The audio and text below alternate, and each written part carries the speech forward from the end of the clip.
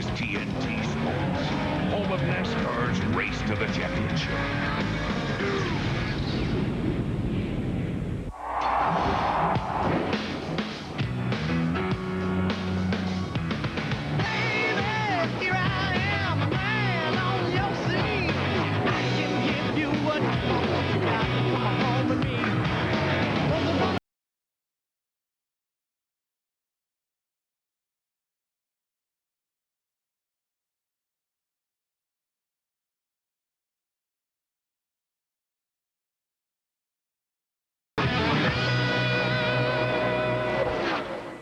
Give me fuel, give me fire, give me double shot it down.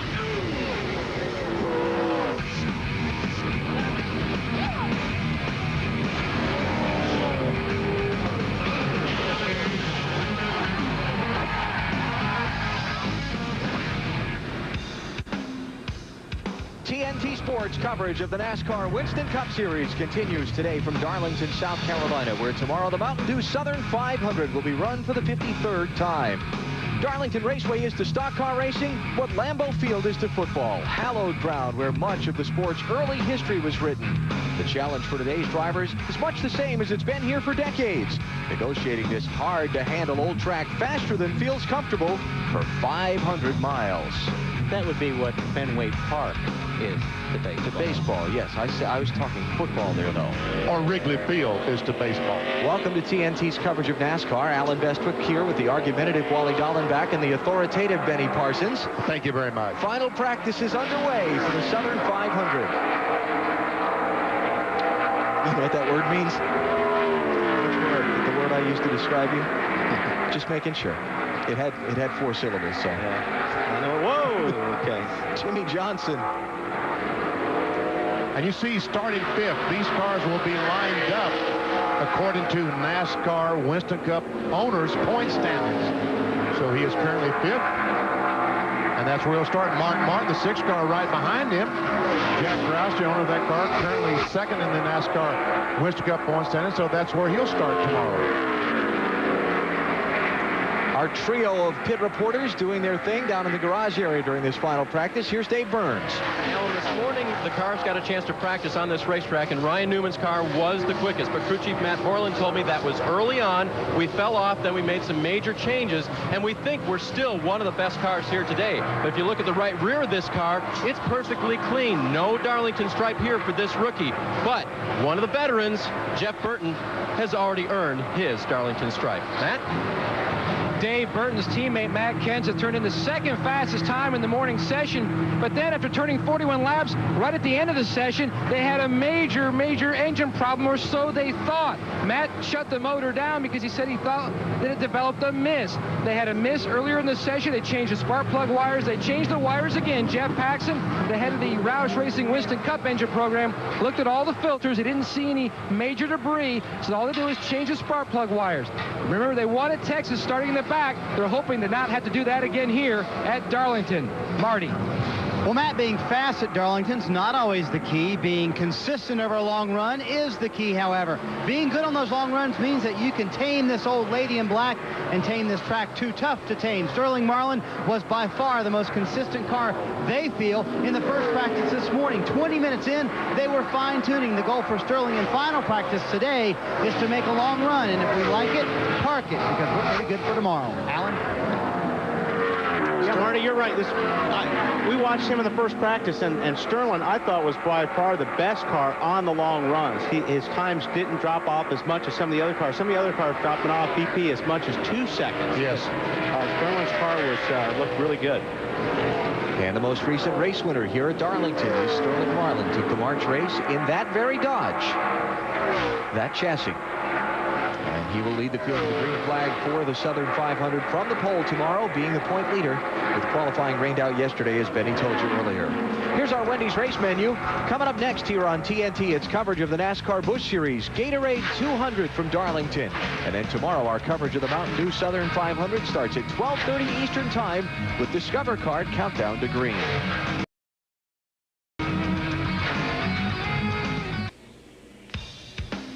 Happy Hour from Darlington Raceway on TNT is brought to you by Mountain Dew. Take it up a notch. No, make that 2. By Stacker 2, the world's strongest fat burner. Burn fat, crush cravings, and supercharge your energy.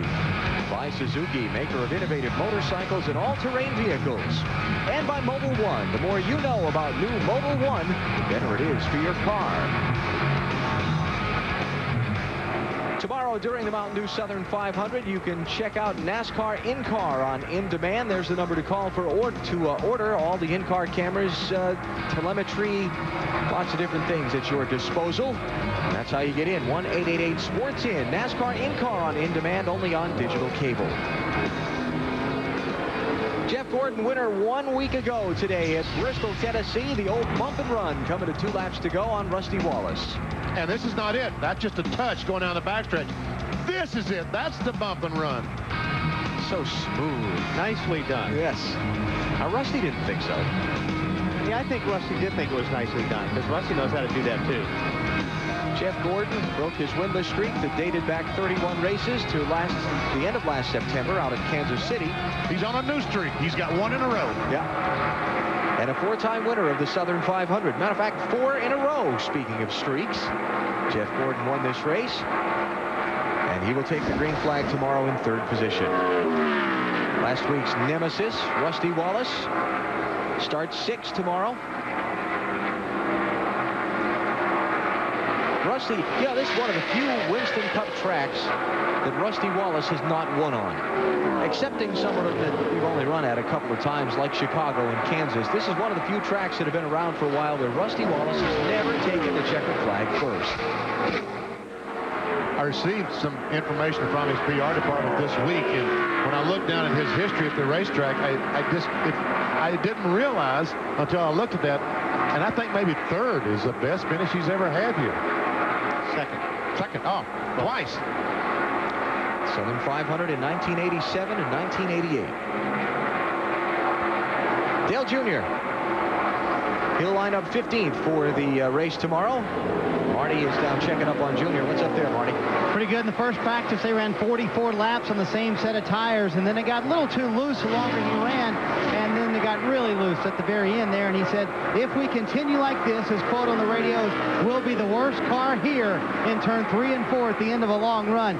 Believe it or not, BP, this is the car they ran last week at Bristol. The guys pulled 4 straight 12-hour days at the shop, turning it around. They put a new nose on it, had to bang out some of the quarter panels and get it all fixed up for Darlington, but it ran very well at Bristol, finished 3rd there, and it finished 4th here in the spring. You know, we're seeing that anymore. When these guys find a car that runs well, they go to a racetrack and runs well, they're just paranoid not to bring it to the next racetrack and the next racetrack, because they're afraid if they bring something else, they're just not going to be able to find that magic touch they found with this car. Bill Elliott, he won at Homestead last fall. He's won a couple of times this year. He used the same car to win all 3 of those races. Yeah, and it's hard to explain why, but once you hit on a combination, if the car feels good to a driver, you just keep bringing it back to the racetrack. Why not? And I can't imagine 2 tracks that are more different than Bristol and Darlington, but same car will work well at both. Here's Tony Stewart, speaking of working well.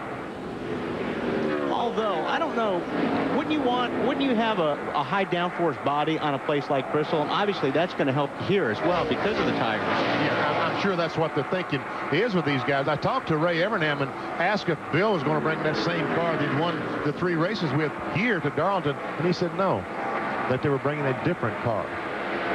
Tony Stewart's first trip this year to Darlington did not wind up well. Matter of fact, it wound up to be kind of painful.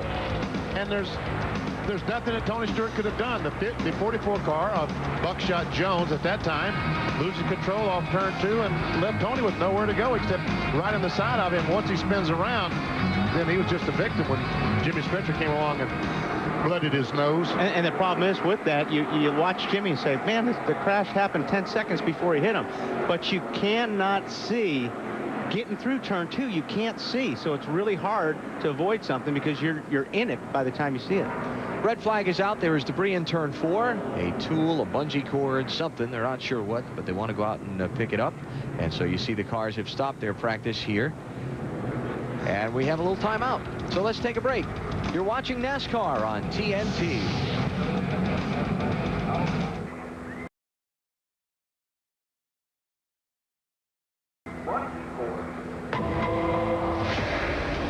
The most dramatic show on television takes over TNT. You knew what you did was wrong? That you had committed murder? It all starts tomorrow at 5 p.m. Only on TNT. We know drama. You're looking at the hood down on Kurt Busch's car as final practice continues here at Darlington under the red flag right now. Kurt lost an engine on the racetrack. This is heartbreak for this team.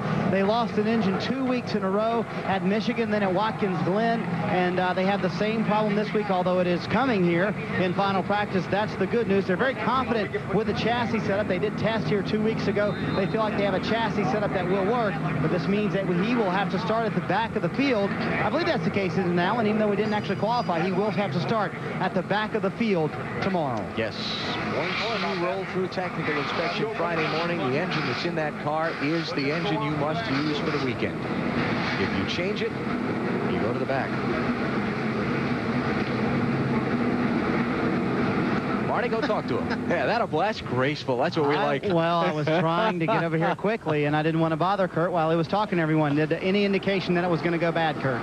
No, I didn't. We were just making a long run because we thought we had a good package under the car. It laid down a great lap. We were the fastest, and we just wanted to see where it was going to fade to, and the car wasn't backing off any. The car's pretty fast, and now we got to overcome another hurdle. Just start from the back. No big deal. Any confidence in the fact that this is a place where you can start in the back and get to the front? Yeah, we saw Sterling do it here in the spring, and hopefully we can have a carbon copy of that and bring the Rubbermaid Ford to victory lane just like he did.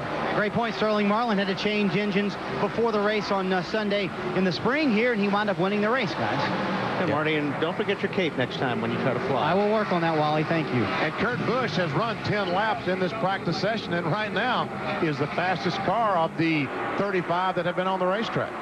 Well, there's his teammate, Matt Kenseth. We got the report on him earlier that they suspected there might be something up under the hood of that car. I'm sure that seeing their teammate idled now with problems hasn't eased the butterflies in Robbie Reiser's stomach any. No.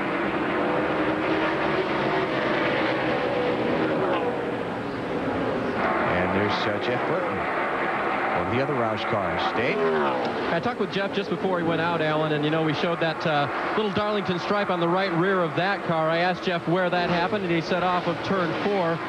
And I kind of indicated to Frankie Starr, the crew chief, that wasn't too big a deal. And Frankie said, well, the paint's broken, isn't it? So anything on these cars that gets messed up just a little bit, they have concern about. The main thing for handling for Jeff was that he was losing grip over the long run. So they made some changes that he hopes will fix it as the laps count up during the race. Jeff's scheduled to start 13th tomorrow. He's also going to be in the NASCAR Busch Series race coming up next here on TNT. He's going to start deep in the field in that one, and he won't be there long. It's going to be fun to watch him come up through traffic. Yes, Jeff Burton in the spring in the NASCAR Busch Series led every lap. The 147 laps they ran, he led every one of them by qualifying on the pole. But since he didn't qualify yesterday, he'll have to start back in the 30s somewhere. And yeah, I'm sure we'll have a camera watching him come through the field. You know, we heard the story about, who was it? Junior's team, rebuilding the car from Bristol. Remember last week, Ward Burton and Dale Earnhardt Jr. tangled, and Ward backed into the wall really hard with his car? Same piece. Spent all week rebuilding it to bring it here to Darlington. But there again, that was a very good race car at Bristol, the 22 car I'm talking about. Told you about the incident he had with Dale Earnhardt Jr. a week ago. It wasn't pretty. Going in turn 3, just a little touch, and if you could just see what was going to happen, and he says, Junior, why did you do that? What an arm. Take notice, Alan. Yeah, but his good throw cost him $5 grand. My poor throw only cost us a little pane of glass yesterday. Which he'll get the bill for. Yeah. Won't be $5 grand, though. Jeff Gordon, 4-time Southern 500 winner. He's with Matt. And now the 24 car's up on jack stands. You're making some more adjustments, just trying to dial in this 24 car. Jeff, not happy in the first session. Are you any better in the second? I was actually pretty happy in the first session. We just weren't really trying to go fast, you know, on new tires. So some other guys took some good laps up there. But now I'm real happy. You know, typical Darlington. Just waiting to get some rubber down the track. The second session made a few adjustments. Pretty happy with it. Now, how much is left that you guys need to do to get this car where it'll be a winning car for Sunday? Well, I mean, we can do a whole lot to it today, and might not necessarily mean anything for tomorrow, but you know, we want it fairly adjustable. We got to get the car to turn a little bit better over off of 2, and there's some bumps over there too that we need to get the right shocks for. But I think we're real close. You know, it's going to be it's just going to be a lot of hard work tomorrow, just trying to stay up with the track and the constant conditions as they change. The car was extremely loose in the center of the corner. They changed some front geometry. They moved lead around. They made a gear change, made a track bar change. Now the car is finally coming to him. His 24th quick in the first session. Right now, 6th, Alan. Jeff Gordon will start 3rd tomorrow for the Southern 500. There's Mark Martin, the 93 winner of the sport's oldest super speedway race. He'll take the green flag 2nd.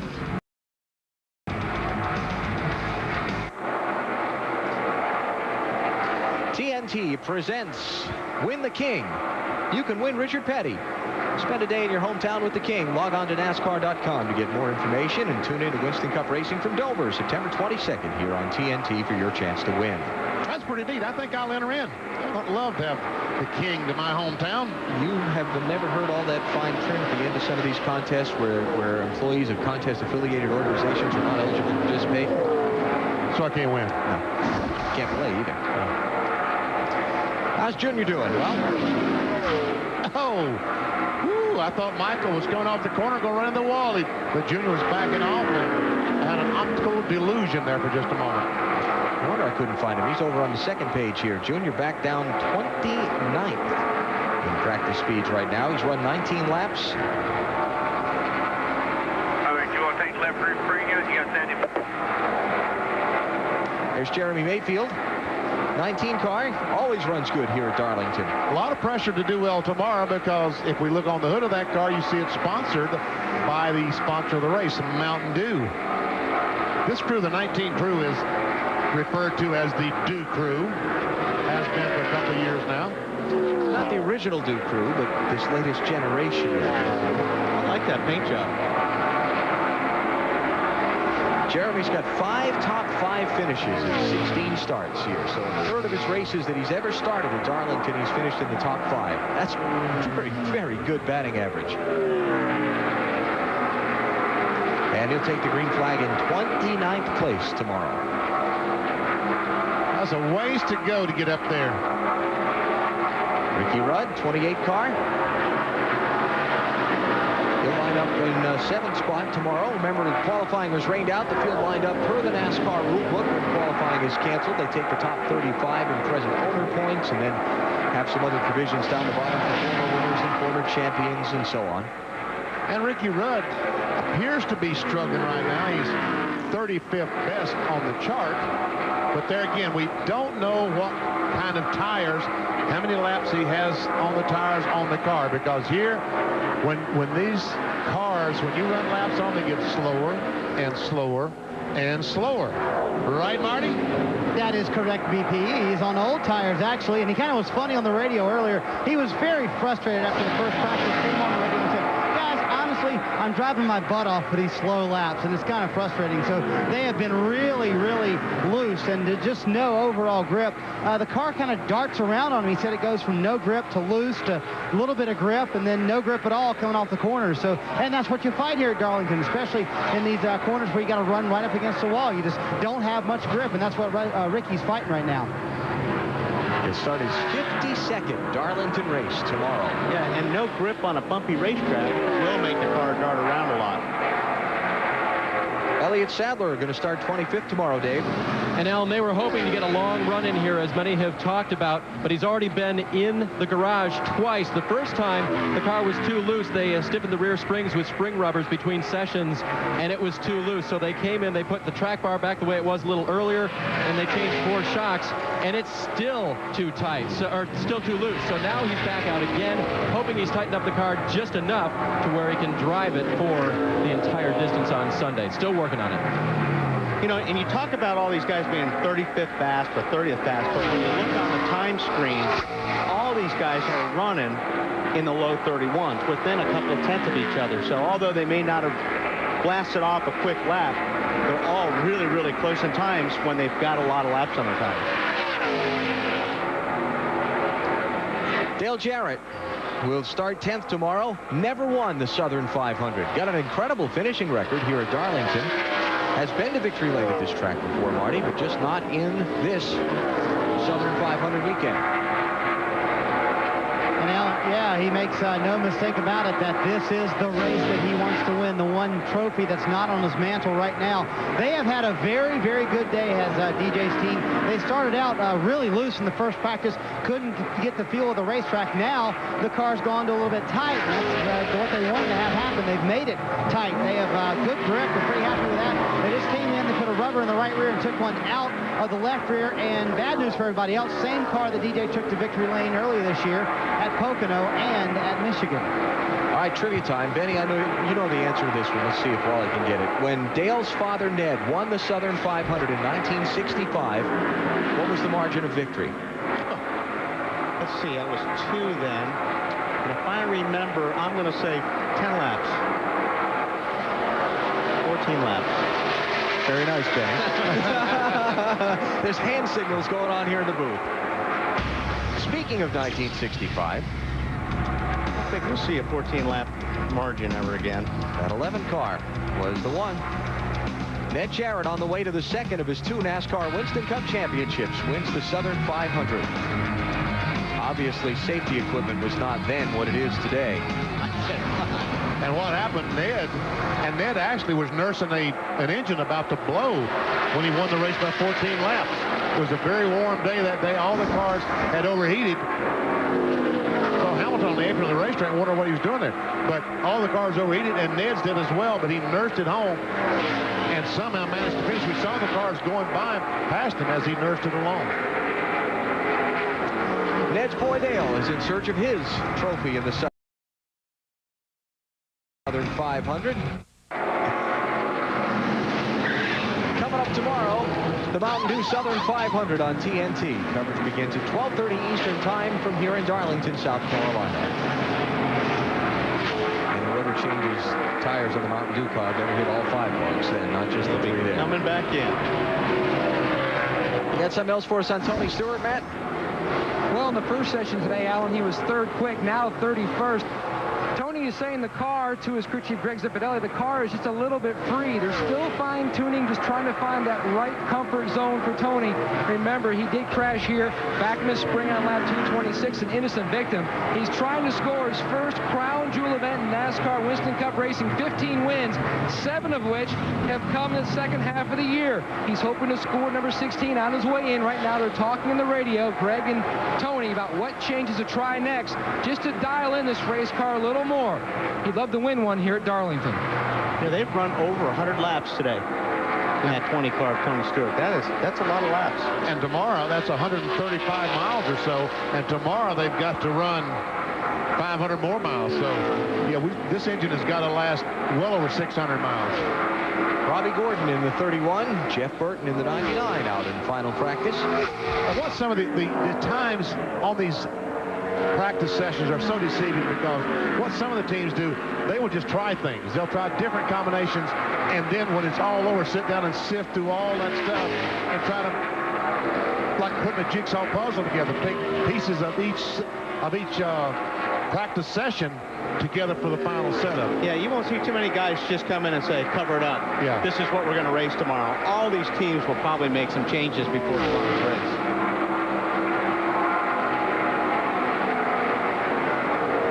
Look at Robbie Gordon starting 22nd tomorrow. Marty, somebody pick up a stripe? Yeah, Jeff Green did. And BP, didn't you tell me one time that a Darlington stripe used to be a badge of honor? Isn't that true? It used to be a badge of honor here at Darlington. When you got your stripe, it was a big thing, wasn't it? Marty, it's hard to imagine hitting the wall being a badge of honor, but, oh yeah, you guys used to brag, oh, I got my stripe already. There you go. Jeff Green got his. And some teams will run sometimes extra bars in here. Elliott Sadler's team runs a 2x4 all the way down here in case he gets a stripe on the right side of the car. Jeff Green does not, and his crew chief Todd Berry just told me maybe we should start doing that. They're actually pretty happy with this car. Jeff runs well in this type of track, these old rough race tracks like Darlington and Rockingham, and they're pretty happy with their car right now. Well, we can see this car is a little bit loose because the front didn't hit. It's That's just right. the rear hit. Just the rear hit. And you know, the origination of the Darlington stripe goes back to before 1970, before the track was shaped into its present form. What is now turn 2, what was then turn 4, used to be tighter than it is, even tighter. And they had a metal rail, and literally you had to be rubbing that rail if you were in the groove. You had to be rubbing it to be for the fastest way around the racetrack. So therefore, when you got the Darlington stripe, you were in the groove. You were really making up some time. And I think I know why it was tight over there. Wasn't it because of a duck pond? No, that's down here. I blew it. Get your story straight, Wally. Leave the storytelling to the professionals, please. Kurt Busch is fastest in final practice, but he's got a blown engine. He'll start in the back tomorrow.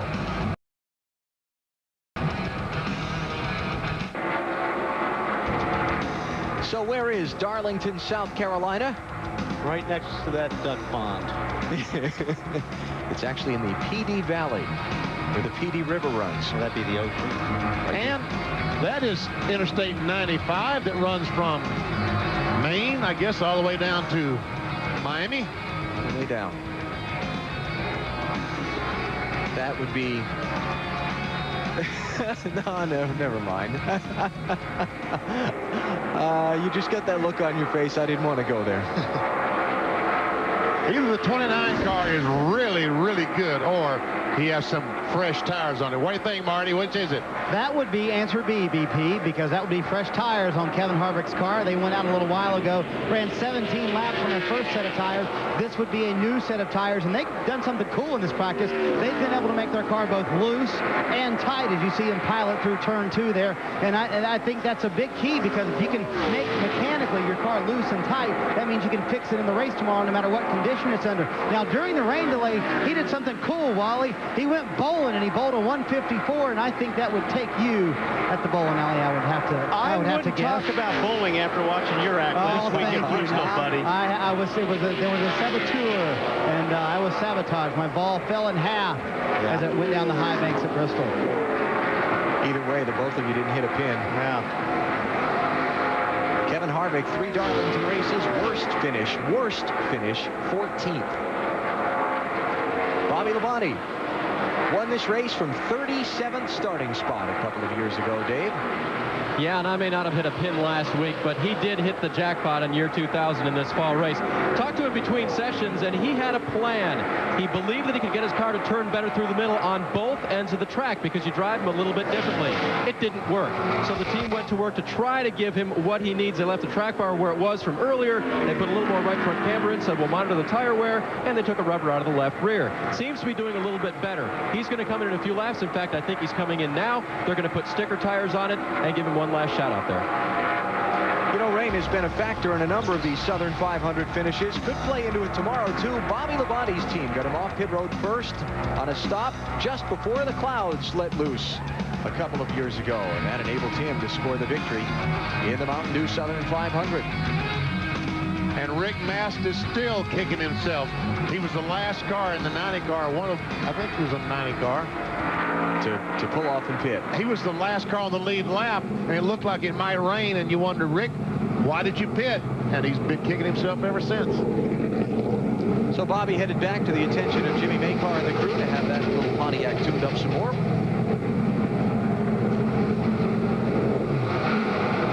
And let's swing over to the man who's second in points now, Matt Yoakum, with a report on Mark Martin. Also the 1993 Southern 500 winner, Martin, looking for a second. Right now, basically, they're trying springs A and springs B. Mark says both sets feel very good in the race car. He's just trying to decide which set he wants to go with. Earlier in the session, they made a wedge and track bar change. He's trying to find what he wants in this race car. He says the car was just not quite right off the corners, but now it's much better, even though the times on the lap monitor really doesn't show it. Currently 16th. He was 6th fastest in the first session, but like we've talked about all day, it's not how fast you are in the first 5 laps, it's how fast you are at the end of 55. And one thing about this racetrack, the corners are so different. We talked about the duck pond. You were kidding about the duck pond. Actually, the pond is coming off turn 4, and that's where the narrow part of the racetrack is. Both the first and second corner is longer and wider than turns 3 and 4. This is 3 and 4, where Ricky Craven and Tony Stewart are coming off the corner. It's a very tight corner, very narrow, and the drivers, you can't drive the corners the same. It's a give and take. If the car isn't perfect here, and it's not perfect on the other end, you might try to find the best balance between the two corners. Yeah, and not get a perfect corner. You actually just got to get the car comfortable with sliding, because that's what you're going to do all day long. When you go in the corners, like right here, you see the 32 car slides up the racetrack. You wait till you get some grip, bring it back down the racetrack, then it's going to come right back up against the wall. So you're sliding all the time here, Jonathan. You know, I'll just bet later on we'll be able to show you that duck pond when the helicopter's up for the Busch Series race. For now, it's NASCAR Winston Cup Happy Hour. Kurt Busch fastest here at Darlington.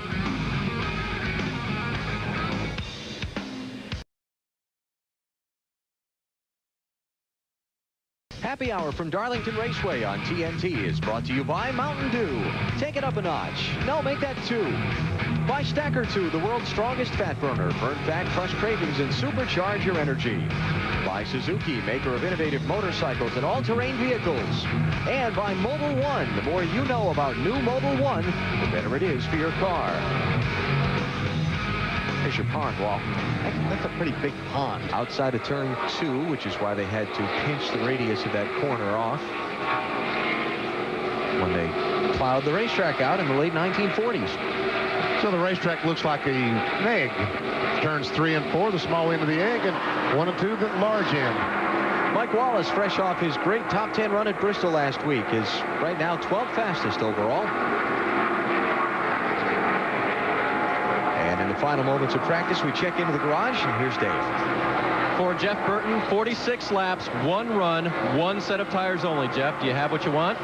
It's close. It's not very fast to start, but you know, we're racing for a lot of reasons this weekend to win, but we also have MDA on the card, so telethon this weekend. We want to win for them. We need to be a little bit better on the beginning of the run, but keep it good on the end of the run. At the end of the run, I take exactly what I had and be happy. We got to go faster to start.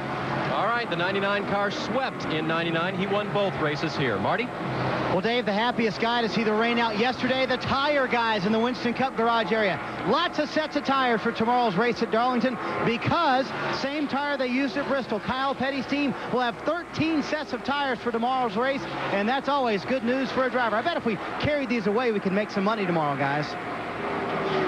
I have seen them run out of tires here before. As a matter of fact, I was the victim once of not having tires. Really?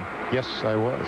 Steve Park back at Darlington to try again. Of course, it was a year ago today that he had that nasty accident off of turn number 2. They just come off of a red flag. Steve in the 31 car apparently didn't get the steering wheel on tight, and it came off in his hands. Just when Larry Foy was pulling to the inside for the double up on a restart, Steve suffering the head injury that would keep him out of action from last Labor Day weekend until the March race here in Darlington. But he came back and qualified on the pole position for the spring race and was in a crash with Stacy Compton in the 14 car, so was not able to finish the deed and win the race back at Darlington. Yeah, he actually qualified 4th, but he was leading the race when he was in the crash. That's right. Yep. Trying to put a lap on Stacy Compton, and he got tangled up. And the word patience has been used a lot by Steve Park here this weekend. Marty, what do you got? I have Ken Schrader's cars, which has been on jack stands the entire practice. That's because he got out of the car after the first practice, said, you know what? This car can win the race. We're done. I'll see you guys tomorrow. So that, if that happened, Alan, I would assume would be a pretty big party. Yeah. Schrader starting 31st tomorrow. And the red and black flags are being shown. Happy hour's done. Jimmy Howell showing to the field, and final practice is over. So Kurt Busch was fastest in this practice, but he lost an engine. He'll start toward the back of tomorrow's race. It'll be fun to watch him come up through. And, of course, the field lined up by points with Sterling Marlin and Mark Martin on the front row. Coverage of the Mountain Dew Southern 500 starts on TNT tomorrow at 12:30 Eastern Time. Don't go away. Coming up next, the NASCAR Busch Series Gatorade 200 from Darlington. Greg Biffle is on the pole.